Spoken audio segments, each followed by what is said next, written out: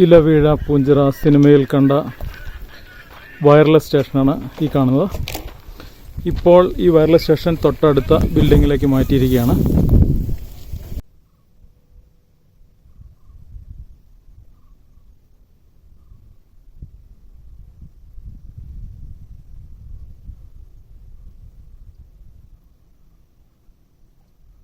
ഇലവീഴ പൂഞ്ചിറയുടെ മുകളിൽ നിന്നുള്ള ദൃശ്യങ്ങളാണ് നമ്മളിപ്പോൾ കണ്ടുകൊണ്ടിരിക്കുന്നത്. ഇത് ഏതോ ഡാമിൻ്റെ ക്യാച്ച്മെൻ്റ് ഏരിയയാണ് എന്നാണ് തോന്നുന്നത്. അറിയാവുന്നവർ കമൻറ്റിൽ പറഞ്ഞു തരിക. ആണോ?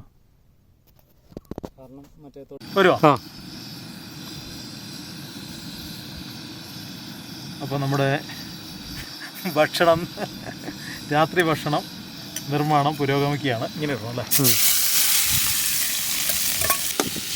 പുതിയ എന്തെങ്കിലും ഞാൻ കൈമാറാൻ പോരാ.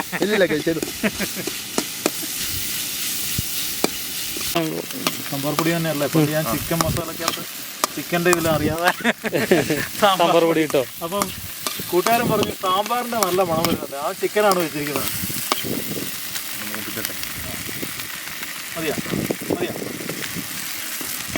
ഈ തൊപ്പി വെക്കാണ് പൈസ കിട്ടൂല. തൊപ്പി ഒന്ന് മാറ്റി വെച്ചാ അങ്ങനെ നമ്മുടെ ഷെഫ് മാറിയിരിക്കുകയാണ്. നമ്മുടെ ജിൻസ് ഷെഫ് ഏറ്റെടുത്തിരിക്കുകയാണ് കറിയുടെ നിർമ്മാണം.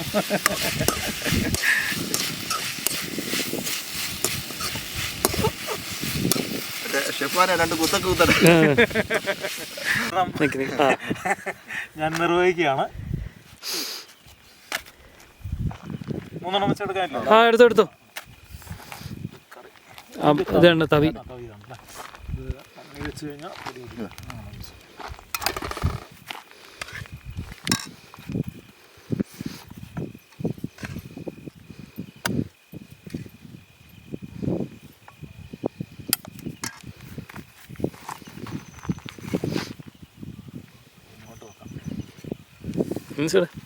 എട് വേണം.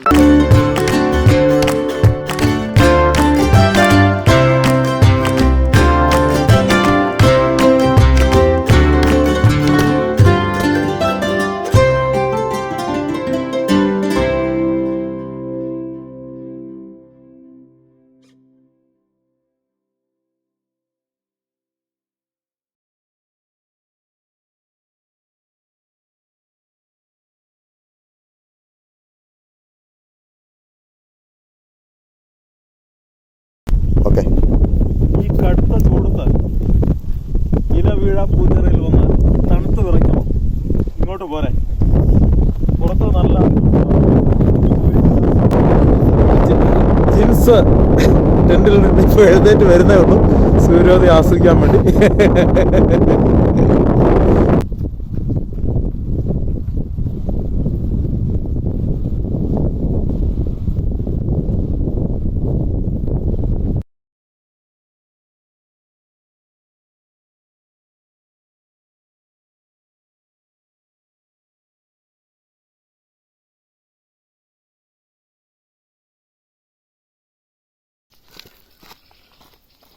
ഈ കാണുന്നതാണ് നമ്മുടെ പ്രസിദ്ധമായ ഇലവീഴ പൂഞ്ചിറ തടാകം.